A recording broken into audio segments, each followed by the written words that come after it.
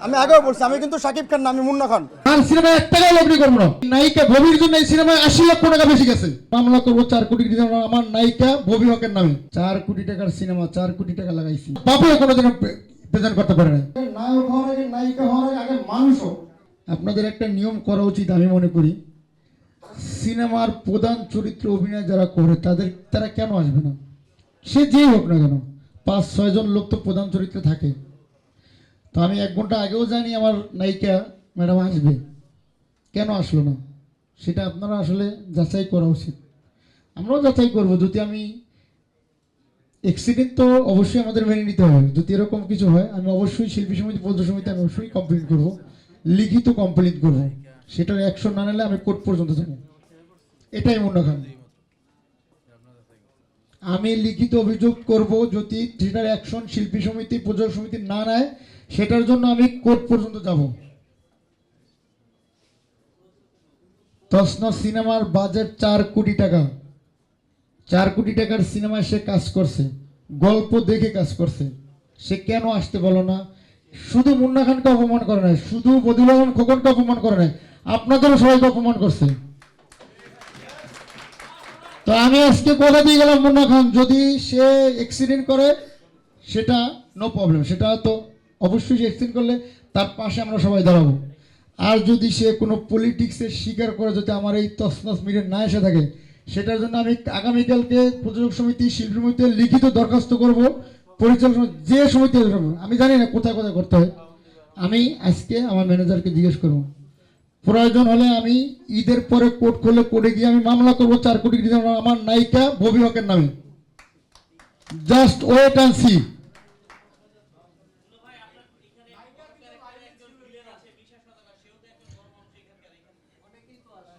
আসলে মিশা ভাই আগেরবার আমার টিজার রিলিজের সময় আসছে, উনি যথেষ্ট ভালো মানুষ।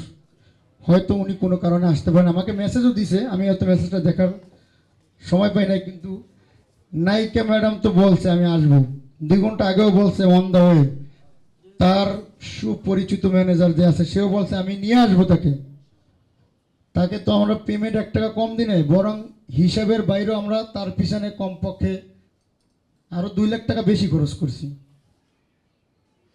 এবং এই নায়িকা ববির জন্য এই সিনেমায় 80 লক্ষ টাকা বেশি গেছে। সেটা আছে, সব টেকনিশিয়ানরা জিজ্ঞেস করেন আপনি, আছে সব টেকনিশিয়ানরা। তা আমি এটা নিয়ে আমি অবশ্যই সংবাদ সম্মেলন করব। আমি কিন্তু মুন্না খান সারার পারি না। আবারও বলছি আমি কিন্তু মুন্না খান, আমি কিন্তু সব রেকর্ড করে রাখছি, সব রেকর্ড করে রাখছি আমি। আপনি সব জায়গায় ফাইজলিমি চলে না, কারণ এরাও কিন্তু মানুষ, ইভেন আমি নিজেও মানুষ। আপনি বদিউল আলম খোকনের সাথে যা করছেন সব কিন্তু রেকর্ডিং আছে। আমি বলে গেলাম আজকে, আপনার আজকে আর কিছু বলতে চাই না। আমি ঈদের পর আবার সংবাদ সম্মেলন করবো, কারণ আমরা দীপা আপুর সাথে আমার সাথে কথা হয়েছে। দীপা আপু বলছে ভাইয়া আমি শুটিং আছি অনেক দূরে, আমি হল ভিজিট করব, আমি আসবো, টেনশন নিও না, ইনশাল্লাহ তুমি করো। তো একটা মানুষ সিনেমাতে আসার পরে যদি বারবার বারবার এরকম করেন আপনারা, ভাই 4 কোটি টাকার সিনেমা 4 কোটি টাকা লাগাইছি। বদিউল আলম খোকনের মতো ডিরেক্টর, আরমান ভাইয়ের মতো ডিরেক্টর, মজদুবের মতো ক্যামেরাম্যান, তৈয়দ হোসেন চৌধুরীর মতো এডিটর। তারপর আপনারা যদি বলেন যে ভাই কোথায় ভুল আছে, তা ভুলটা আপনারা ধরলেন না কেন? আপনাকে কি টেইলার টিজারে কোথাও কি খারাপ প্রেজেন্ট করা হয়েছে? কোথাও আপনাকে খারাপ প্রেজেন্ট করা হয় নাই। আপনার কনভেস থেকে শুরু করে গামছা লুঙ্গি থেকে শুরু করে আপনাকে 100% দেওয়া হয়েছে, এবং মুন্না খানের পক্ষ থেকে আপনাকে যে সম্মান দেওয়া হয়েছে সেটা আপনি পৃথিবীতে কোথাও পান নাই, সেটা আপনি নিজে স্বীকার করে গেছেন। তো আপনি যদি ইচ্ছাকৃতভাবে নাই থাকেন আজকে প্রেস মিটে, সেটা আমাদের সাবেক লিডার বর্তমান লিডার যেই হোক না কেন যদি বিচার না করে, সেটা মুন্না খান আদালতে যাবে এটা নিয়ে।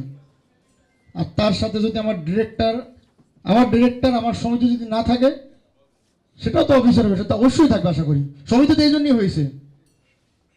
তো সিনেমা পর্দা আসবে, সিনেমা অবশ্যই পর্দা আসবে। সিনেমা অলরেডি হল বুকিং হয়ে গেছে, আমরা প্রথম সপ্তাহে জানি। যেহেতু অনেকগুলো সিনেমা আসতেছে, আমি জানি সিনেমা অনেকগুলো আসতেছে, আমরা এত হল পাবো না। কিন্তু আমরা যদি 5টা হলও পাই, 5টা হল রিভিউ ভালো হলে, সিনেমা দেখে ভালো হলে অবশ্যই সিনেমা সারা বাংলাদেশেই চলবে ইনশাল্লাহ। তো ভালো থাকবেন।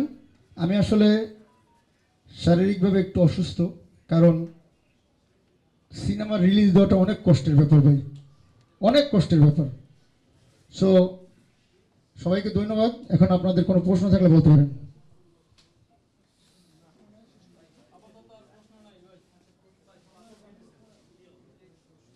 না, আপনাদের প্রশ্ন তো আমি বলেই দিয়েছি, আপনারা যেটা জিজ্ঞেস করতেছেন আমি কিন্তু বলে দিয়েছি। ভাই ছোট একটি প্রশ্ন আছে।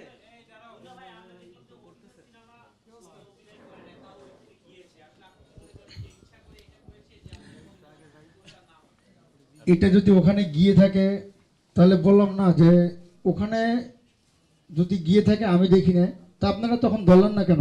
আপনিও তো একজন সিনেমার মানুষ, বিনোদন সাংবাদিক, আপনার সবার আগে ধরা উচিত ছিল। আমি এক কথা বলি, যদি সে ইচ্ছাকৃতভাবে না এসে থাকে তাহলে ঈদের পরে অবশ্যই সবাই ছুটিতে যাবে। আমি খসরু ভাইকে নিয়ে কথা বলে, আমার ডিরেক্টরের সাথে আমার টিমের সাথে কথা বলে ঈদের পরে আমি কাতারে যাওয়ার আগে অবশ্যই সম্মেলন করে যাব। আর এর বিচার যদি সমিতি না করে আমি মুন্না খান আর সিনেমা বানাবো না, আর সিনেমা 1 টাকাও লগ্নি করবো না। এর বিচার যদি সমিতি না করে আমি 1 টাকাও লগ্নি করবো না, 1 টাকাও লগ্নি করবো না সিনেমায়, আমি কথা দিয়ে গেলাম। অবশ্যই যদি আমার যদি 4 কোটি টাকা তার জন্য লস হয়ে থাকে, সে কোনো প্রমোশনে আসবে না, সে কি আমার কাছে কোনো টাকা পাবে? আমি কি তাকে অসম্মান করছি? যদি আমার সমিতি বিচার না করে আমি 1 টাকাও লগ্নি করবো না এই সিনেমায়। লগ্নি কখন করব? আমি কুড়ি গিয়ে মামলা করার পরে আমি সঠিক বিচার পাবো, তারপর লগ্নি করবো। বাট আমি যাবো না সিনেমা সেটা। পরিচালিত সিনেমা, মুন্না খান মাল্টিমিডিয়া প্রযোজিত সিনেমা, মুন্না খান কৌশলী মুখার্জির সাথে কাজ করছে। আপনি গল্প দেখে কিন্তু কাজ করছেন। আর একটা কথা বলি, ববিকে যেভাবে প্রেজেন্ট করছে বদিউল আলম খোকন, ববিকে যেভাবে প্রেজেন্ট করছে তছনছে ডাবল রোলে, আমি আসলে যদি প্রযোজক হিসাবে কথা বলি তার বাপেও কোনোদিন প্রেজেন্ট করতে পারে না, যদি একদম প্রযোজক হিসেবে বলি। কারণ একটা মানুষকে ঠকানোর একটা লেভেল থাকে। আচ্ছা, আমি এসব কথা বলতে চাই না, ম্যাডামের অ্যাক্সিডেন্ট হতে পারে, সরি। আমি ঈদের পরে, আমি যাচাই করে ঈদের পরে আমি সংবাদ সম্মেলন করবো, সংবাদ সম্মেলন করার পরে আমি মামলা করব। আর শিল্পী সমিতিতে, প্রযোজক সমিতি, আমি তো আজকেই লিখিত দরখাস্ত দিয়ে যাব। যেহেতু আগামীকাল থেকে বন্ধ, আমি জানি তারা কিছু করতে পারবে না। অবশ্যই আসার পরে সেটা পদক্ষেপ নেবে। এবং বর্তমান যে এমডি আছে সেও আমাকে প্রচণ্ড হেল্প করছে এবং করবে আশা করি। এবং আমরা যে শুনতে পারছি আকাশে বাতাসে আবার যে এমডি আসতেছে, সে তো আমাদের অবশ্যই সিনেমার একজন বড় মানুষ, ইনশাল্লাহ সেও আমাদের হেল্প করবে। কারণ প্রমোশনে পেশ মিডে কেন নায়িকা আসবে না? সে তো বাংলাদেশে নায়িকা। সে আমাকে কালকেও বলছে আসবে, আমার কাছে রেকর্ডিং আছে। তার প্রতি যদি আমরা কোনো অবিচার করে থাকি, আমাদের টিম মুন্না খান মাল্টিমিডিয়া তার এই শুটিংয়ে দিয়ে কোনো অবিচার করে থাকি, যদি কোনো রকম আমাদের যে পেইন পেয়ে থাকে, তাহলে তো সে বলতে পারতো। বরং আমরা যেই সম্মানটুকু তাকে দিয়েছি, মনে হয় না কেউ কোনো প্রযোজনা হতে এই সম্মানটুকু সে পাইছে। আপনি মুন্না খানকে দেখেই কিন্তু সিনেমায় সাইন করছেন, আপনি বদিউল আলম খোকনকেও দেখে সাইন করছেন, সিনেমা সাইন করছেন। তো আপনি কেন আসবেন না? কালকে বলেন সিনেমা আসবেন। তো সবাই ভালো থাকবেন, দোয়া করবেন। আশা করি তছনছ বাংলাদেশ ইনশাল্লাহ তছনছ করে দেবে। যেই জায়গায় খসরু ভাই বলছে ভালো হয়েছে সিনেমা, যেই জায়গায় সেন্সর বোর্ডের প্রতিটি লোক বলছে 10টা সিনেমার ভিতরে যদি ভালো বলি তাহলে সেটা তছনছ, আমি কিন্তু তাদের ভালো করে চিনিও না। তো যাক, সব সিনেমায় ইনশাল্লাহ মানুষ দেখুক, পাশাপাশি আমারটাও দেখুক। কারণ নতুনদের তো স্পেস করে দিতে হবে, নতুনদের স্পেস করে না দিলে তো শিল্পী বেরিয়ে আসবে না। আপনারা দেখেছেন এফডিসির অবস্থা খুবই খারাপ। আমাদের তছনছ শুটিং করার পরে, এটা আমি বলতে, অনেকেই বলে দেন আসলে মুন্না খানকে আমাদের আসলে মিডিয়াতে নিয়ে আইছে, আল্লাহ নিয়ে আসছে। এরপরে কত শুটিং যে হয়েছে সেটা আপনার মানুষকে জিজ্ঞেস করেন, কত সিনেমা শুটিং হয়েছে তছনছ শুটিং শুরু হওয়ার পরে। অনেকে বলছে আগামী 10, মিশা ভাই নিজে পোস্ট দিয়েছে তার পেজে, আগামী 10 বছর এরকম একটা সেট ফেলাইতে দেখি নাই এফডিসির ভিতরে। এবং নায়িকা ম্যাডামকে আমি কোথাও অসম্মান করি নাই, কোথাও অপমান করি নাই। তাকে তার যোগ্য সম্মানের চাইতে তার 100 গুণ বেশি দেওয়া হয়েছে। সে আসলো না কেন সেটা আপনারাও জিজ্ঞেস করেন। যদি আমার কোনো অপরাধ থাকে আমি সোশ্যাল মিডিয়াতে দেখবো যদি আমার কোনো অপরাধ থাকে, আর যদি আমার অপরাধ না থাকে তাহলে আমার ক্ষতিপূরণটা দিয়ে দিতে বলেন তাহলে আমার ক্ষতিপূরণটা দিয়ে দিতে বলেন। আর আমি আজিজ ভাইকে বলবো যে এই লিখিত দরখাস্তটা 2 সমিতিতে এখনই যে দিয়ে আসবেন। ওকে, ঠিক আছে, ভালো থাকবেন ইনশাল্লাহ। যদি কোনো প্রবলেম থাকে সে বলতে পারতো আমাদের। পেমেন্ট তাকে যা দেওয়ার কথা তার চাইতেও তার পিছনে 2 লাখ টাকা খরচ হয়েছে। এই সিনেমাতে বাজেট যাওয়ার কথা তার থেকেও তার জন্য, কারণ আমি সারাদিন মেকআপ দিয়ে বসে থাকতাম। সেটা যে আমি বলছি এমন না, আমার টেকনিশিয়ানরা কিন্তু একটা সিনেমা কিন্তু 150-200 লোক লাগে কাজ করতে। তার 9টার কল সে 6টায় 5টায় এসেছে, সে 5টায় এসেছে। এভরিডে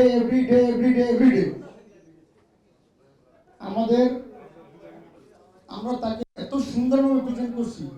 এতে মুন্না খানের হিরো হিসেবে আমার ডিরেক্টর আরো 2টা কাজ করছেন। এটা ভালো সিনেমা এবং বেস্ট সিনেমা। আমরা যদি তাকে খারাপ বলি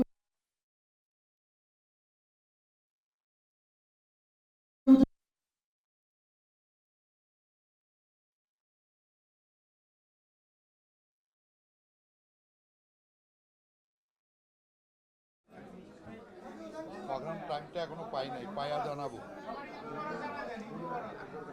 ঠিক আছে, না আসবে এটা কনফার্ম, কিন্তু টাইমটা জানাবো। ঠিক আছে ভাইয়া, সবাইকে ইনফো করো। আবারও বলছি, বিজনেসম্যান হওয়ার আগে, প্রযোজক হওয়ার আগে, নায়ক হওয়ার আগে, নায়িকা হওয়ার আগে মানুষ হোক। আমার দর্শকদেরকে বলছি, আমার ভক্তদেরকে বলছি, আগে মানুষ হোক। ভালো থাকবেন, ঈদ মোবারক। আমাদের পরে দেখা হবে ইনশাআল্লাহ। না সেটা আমি তো বললাম না, আমার তো মুন্না খান মাল্টিমিডিয়ার টিম আছে, স্টাফ আছে, তারা তো অবশ্যই জানবে বা আমি দেখতেও পারবো। এটা নিয়ে আমি যতটুকু বলেছি, যদি ম্যাডাম কোনো বিপদে পড়ে থাকে সেজন্য আমি তার কাছ থেকে ক্ষমা চেয়ে নেব। আর যদি ম্যাডাম ইচ্ছাকৃতভাবে যদি কোনো সিন্ডিকেট করে একজন খোরশেদ আলম খসরু প্রধান অতিথি থাকার পরেও যদি না এসে থাকে সেটার কৈফিয়ত অবশ্যই তার দিতে হবে।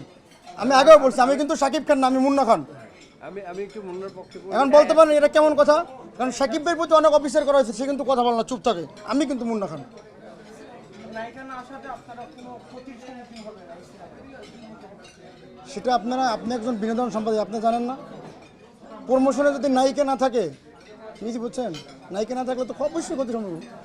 সেটা আমি যখন সব কিছু করবো আপনাদের সাথে নিয়েই করবো, এবং এর জন্য আপনাদের একটু ওয়েট করতে হবে।